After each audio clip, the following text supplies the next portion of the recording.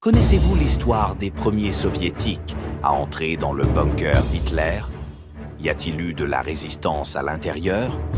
Berlin, 4 heures de l'après-midi du 30 avril 1945. Hitler vient de se suicider dans son bunker, situé dans le jardin de la chancellerie du Reich. Ce bunker avait été la résidence officielle d'Hitler depuis qu'il avait dû quitter un appartement dans l'ancienne chancellerie du Reich à la mi-février 1945 et s'y installer définitivement en raison des bombardements intenses subis par la capitale. À titre de curiosité, l'as de la Luftwaffe, Hans Rudel, avait proposé à Hitler de venir le chercher à Berlin le 26 avril, lorsque la capitale était déjà complètement encerclée, et de l'évacuer en avion. Cette offre fut rejetée par Hitler. Un jour après le suicide d'Hitler, après avoir constaté définitivement que les Soviétiques n'accepteraient rien d'autre qu'une reddition sans condition, Goebbels se suicida également aux abords du même bunker, dans l'après-midi du 1er mai, lorsque les Soviétiques se trouvaient à seulement quelques mètres. Durant la nuit du 1er mai, la plupart du personnel encore présent dans le bunker d'Hitler, y compris des travailleurs, des assistants et des généraux, partirent pour participer à une évasion nocturne. Ainsi, dans les premières heures du 2 mai, seuls 2 hommes étaient encore en vie dans le Führerbunker, accompagnés des corps sans vie des enfants de Goebbels, ainsi que de certains généraux comme Burgdorf et Krebs, qui s'étaient suicidés dans un des couloirs du bunker. L'un des hommes survivants dans le bunker d'Hitler était le célèbre opérateur radio et ancien garde du corps du leader allemand Rochus Misch, et l'autre était un ingénieur de 36 ans, Johannes Henschel, qui était resté pour faire fonctionner le générateur électrique. Ce générateur était très important car il alimentait un hôpital souterrain avec des milliers de blessés, situé à proximité du bunker d'Hitler. Comme il n'y avait plus personne du gouvernement allemand dans le Führerbunker, Rochus Misch décida de l'abandonner vers 4 heures du matin, le 2 mai, pour tenter de s'échapper. Mais il fut finalement capturé par les Soviétiques et emprisonné en Sibérie jusqu'en 1955. Ainsi, Henschel fut le seul homme restant dans le bunker lorsque le 2 mai arriva. Sans le savoir, bien que cela pouvait être prévu, il allait être le premier et le seul Allemand que les Soviétiques verraient lorsqu'ils entreraient enfin dans le bunker d'Hitler. De leur côté, les Soviétiques avaient donc prévu d'attaquer la chancellerie du Reich durant cette nuit du 2 mai, en utilisant des troupes du 5e corps de fusiliers de la 9e armée d'assaut. L'attaque eut finalement lieu par la Wilhelmplatz et rencontra une faible résistance allemande. Peu à peu, les troupes de l'armée rouge pénétrèrent dans le complexe, et à ce moment-là, les Soviétiques ne savaient que Hitler était mort à Berlin le 30 avril, d'après le rapport que Goebbels leur avait fait parvenir la veille. Une unité spéciale dirigée par la commandante du NKVD, Anna Nikolina, et 4 soldats du 1050 régiment d'infanterie joua un rôle clé dans cet assaut.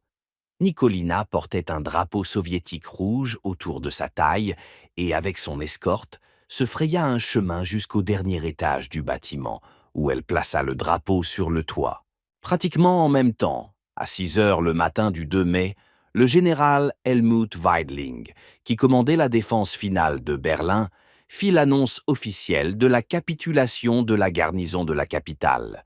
Cependant, de nombreux défenseurs présents précisément dans ce secteur gouvernemental, appartenant à des divisions des Waffen-SS composées de soldats étrangers, comme la division Nordland, continuèrent à combattre. Il était évident pour eux que la mort les attendait de toute façon en captivité. Selon le témoignage du dernier homme encore vivant dans le bunker d'Hitler, vers 8 heures du matin de ce 2 mai, Henschel commença à entendre des voix féminines qu'il reconnut comme non allemandes grâce à leur langue. Lorsqu'il sortit de la salle des générateurs électriques pour voir ce qui se passait, il aperçut un groupe de soldats soviétiques appartenant à une unité de gestion du trafic. Les femmes se précipitèrent sur lui et lui demandèrent de les conduire jusqu'à la chambre d'Eva Braun pour qu'elle puisse s'emparer de ses vêtements. Elles prirent également de nombreux vêtements et objets appartenant à l'épouse de Goebbels.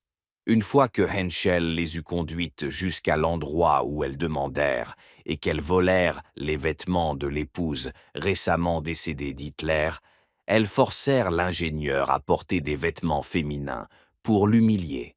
Lorsque cette scène humiliante prit fin, d'autres femmes entrèrent, cette fois-ci des infirmières, à la recherche de fournitures pour les blessés.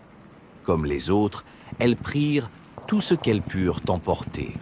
Peu après, entre 9h et 9h30, des agents de la police politique soviétique, également connus sous le nom de NKVD, arrivèrent pour tenter de localiser Hitler et d'autres dirigeants allemands.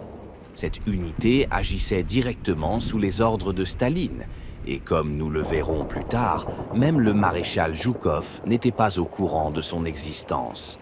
L'escouade était dirigée par le lieutenant-colonel Alexandre Vadis, et la première chose qu'ils firent fut de capturer l'ingénieur allemand pour qu'il les guide à l'intérieur du bunker.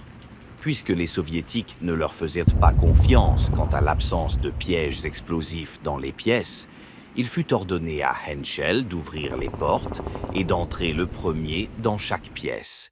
Selon ce que le dit ingénieur allemand raconta plus tard, des incendies avaient éclaté dans plusieurs pièces, y compris dans la salle de travail d'Hitler, ce qui conduisit les officiers soviétiques à penser qu'il pourrait y avoir des explosifs. Ils avaient également peur qu'il y ait des pièges à gaz.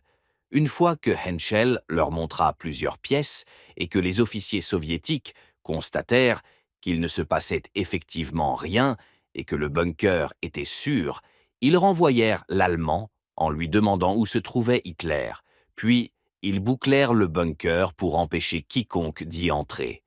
À partir de ce moment-là, les enquêteurs soviétiques restèrent seuls dans le bunker et commencèrent à tout fouiller à la recherche de toute preuve indiquant ce qui était arrivé à Hitler.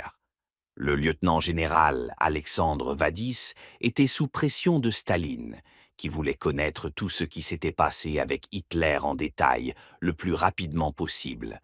Malgré les rapports de sa mort, Staline semblait croire que Hitler était encore en vie. Lorsque, pendant la nuit, le maréchal Zhukov arriva au Führerbunker dans l'intention d'y entrer, Alexandre lui interdit l'accès, conformément aux ordres de Staline. L'excuse donnée à Zhukov fut que le bunker était rempli de pièges et trop dangereux. Cependant, Staline jouait sur les deux tableaux en demandant à Zhukov de lancer sa propre enquête pour déterminer ce qui était arrivé à Hitler. Alors que la recherche se poursuivait, un grand nombre de membres de l'ancien personnel de Hitler furent arrêtés alors qu'ils tentaient de fuir Berlin et furent rapidement emprisonnés pour être interrogés. Afin de ne rien manquer, Staline envoya un homme de confiance pour superviser chaque interrogatoire, avec un téléphone direct et sécurisé avec Moscou, par lequel il recevait de Staline, mot à mot, les déclarations de chaque détenu.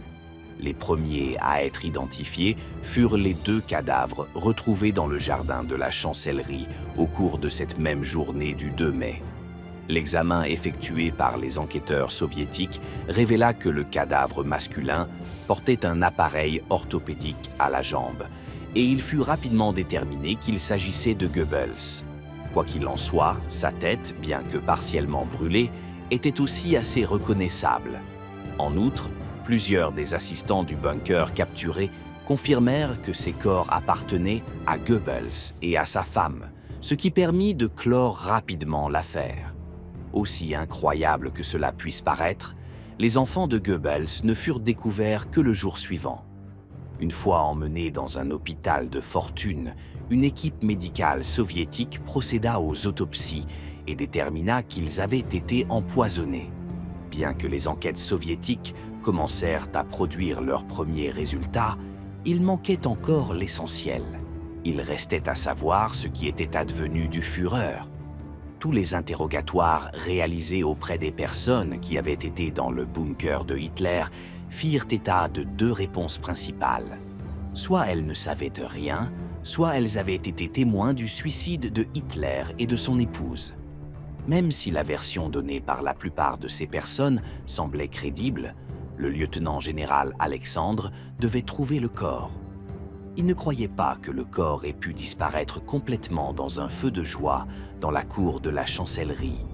Dans l'après-midi du 3 mai, dans un grand réservoir d'eau près du bunker de Hitler, plusieurs corps furent retrouvés cachés à l'intérieur, ce qui fit penser à Alexandre que le corps de Hitler y était probablement dissimulé. Rapidement, ils découvrirent le corps d'un homme d'âge moyen, portant un costume sombre, avec la même moustache et la même coiffure que Hitler. Le lendemain matin, avec une lumière meilleure, le corps fut retiré du réservoir et présenté à 6 témoins allemands ayant été en présence de Hitler. 5 affirmèrent que ce n'était pas Hitler, et un dit que cela pouvait l'être, car il y avait une ressemblance. Le cadavre attira beaucoup d'attention des Soviétiques et fut photographié et filmé. La cause apparente de la mort était une balle dans le front, suggérant que l'homme avait été exécuté. Plus tard, beaucoup suggérèrent que ce corps était celui d'un certain Gustav Wellor, qui n'était autre que le sosie de Hitler. Finalement, l'enquête conclut que cet homme n'était pas Hitler et le corps fut détruit. L'un des colonels soviétiques faisant partie de ce groupe d'enquête retrouva les restes de 2 autres corps brûlés, enterrés dans le jardin de la chancellerie le 4 mai, ce qui raviva à nouveau les espoirs de retrouver Hitler. L'autopsie détermina que le corps féminin appartenait à une femme correspondant à toutes les caractéristiques physiques d'Eva Braun, bien que l'analyse ne fût pas concluante à 100%. En ce qui concerne le cadavre masculin, il a également été assez compliqué de le faire correspondre à celui d'Hitler. L'autopsie révéla que le cadavre mesurait 163 cm de hauteur. Cependant, Hitler mesurait 174 cm, ce qui représentait une différence de 11 cm en hauteur. Cette différence de taille est souvent expliquée par l'effet du feu, qui provoque un rétrécissement des corps. Cependant, il y avait d'autres éléments qui ne correspondaient pas aux informations disponibles sur Hitler. Sous la pression de Staline, les enquêteurs soviétiques tentèrent de clore l'affaire aussi rapidement que possible et conclure que Hitler et sa femme étaient morts à Berlin le 30 avril. Toutefois, la version que Staline communiqua au reste du monde fut que Hitler avait échappé.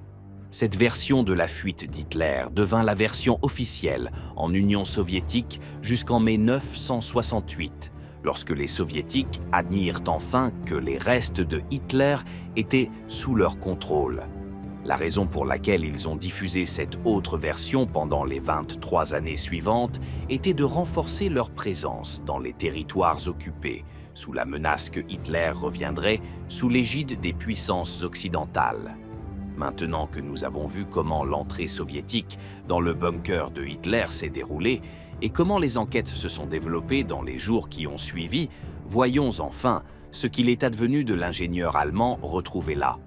Une fois qu'il a été sorti du bunker après avoir guidé les soviétiques à l'intérieur, Henschel a été emprisonné, puis accusé de sabotage. Il a essentiellement été blâmé pour les incendies survenus à l'intérieur du bunker et pour avoir entravé l'enquête.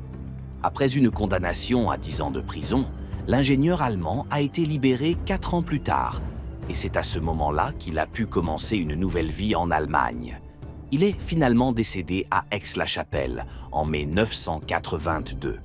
D'autre part, l'opérateur radio Rochus Mich est décédé en 2013, étant la dernière personne vivante à avoir personnellement connu Hitler. Alors, qu'avez-vous pensé de l'histoire de l'entrée des Soviétiques dans le bunker de Hitler? Un grand merci à tous ceux qui deviennent membres de cette chaîne et rendent ces vidéos possibles. À bientôt.